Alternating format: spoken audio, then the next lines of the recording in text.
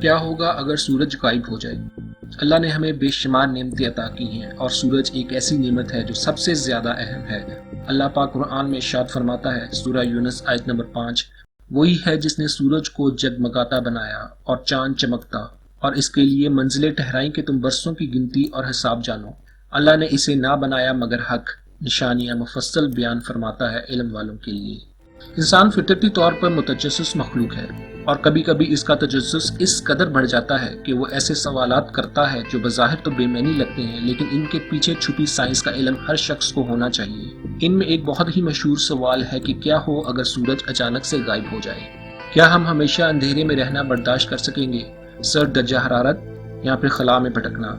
سورج ہمارے solar system کا واحد ستارہ ہے اور یہ زمین کی ہر چیز کو زندہ رکھنے کے لیے بہت ضروری ہے۔ اگر یہ غائب ہو جائے تو کیا ہم زندہ بھی رہ پائیں گے؟ یہ ہے سوچ۔ آئیے جانتے ہیں کہ سورج غائب ہو جائے تو کیا ہوگا۔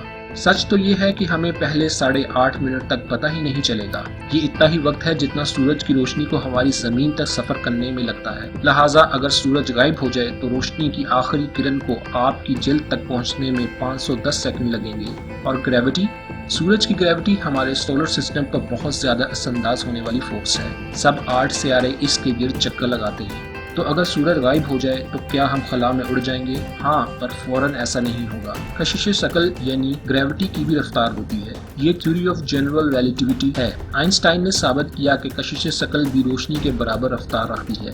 اس کا مطلب ہے کہ زمین آنے والے اندھیرے سے بے خبر غائب ہونے والے ستارے کا چکر لگاتی رہے گی، لیکن صرف 8.5 منٹ تک۔ جب سورج کی آخری کرنیں زمین پر پہنچ جائیں گی تو ہمیشہ رہنے والی رات ہی ہمارا واحد مسئلہ نہیں ہوگا۔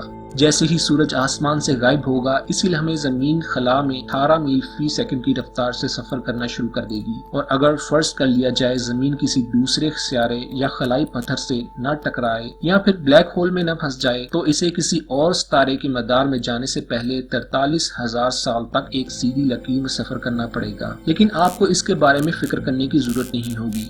2 سیکنڈ کے اندر چاند تاریک ہو جائے گا، کیونکہ ریفلیکٹ کرنے کے لیے سورج کی روشنی موجود نہیں ہوگی، لیکن آسمان پر ستارے اب بھی چمکتے رہیں گے، اور اگر بجلی سولر پینل سے نہ لی جا رہی ہو تو وہ بھی چلتی رہے گی۔ ہم صرف گریوٹی اور روشنی ہی وہ چیزیں نہیں ہیں جو ہمیں سورج مہیا کرتا ہے۔ پودوں کو فوٹوسنتھسس کے لیے سورج کی ضرورت ہوتی ہے۔ روشنی کو توانائی میں بدل کر پودے زندہ رہتے ہیں۔ سورج کی روشنی کے بغیر زیادہ تر چھوٹے پودے کچھ ہی دنوں میں مر جائیں گے، مگر بڑے درخت اپنے سست میٹابولزم کی وجہ سے کچھ دہائیوں تک زندہ رہیں گے۔ اس سے ہمارا فوڈ چین سسٹم ختم ہو جائے گا۔ زیادہ تر جانور آہستہ آہستہ مر جائیں گے، صرف مردار خور جانور باقی رہ جائیں گے۔ آخرکار وہ بھی شدید ٹھنڈ سے منجمد ہو کر مر جائیں گے، کیونکہ ایک ہفتے کے اندر زمین پر اوسط درجہ حرارت جما دینے والا 0 ڈگری سینٹی گریڈ تک گر جائے گا، اور پہلے سال کے اختتام تک -65 ڈگری نیا نارمل ٹیمپریچر ہوگا، اور یہ -200 ڈگری سینٹی گریڈ تک مستحکم ہونے تک گرتا رہے گا۔ سمندر بھی سرد ہو جائیں گے، لیکن صرف سطح پر۔ جیو تھرمل وینٹس کی وجہ سے سمندر کا نچلا حصہ برف کی موٹی تہہ کے نیچے لیکوئڈ حالت میں رہے گا، لہذا کسی کو بھی زندہ رہنے کے لیے سمندر کے فرش پر جانے کے بارے میں سوچنا ہوگا۔